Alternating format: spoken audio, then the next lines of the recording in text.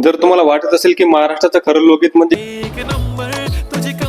तर तुम्ही महाराष्ट्राचं खरं लोकगीत अजून ऐकलंच नाही, ज्यामध्ये पोवाडा गीत. यामध्ये छत्रपती शिवाजी महाराजांच्या वीरगाथा आणि शौर्य सांगितलं जातं आणि लावणी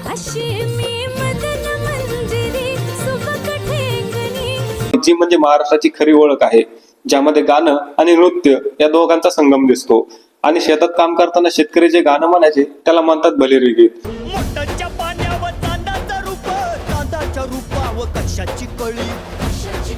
नांगरणी, कापणी, लागवड अशी कामं लवकर व्हावीत म्हणून शेतकरी हे गीत गातात.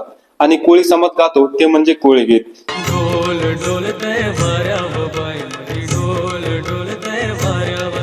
ज्यामध्ये समुद्रातील जीवन, मासेमारी आणि आपले अनुभव गाऊन सांगितले जातात.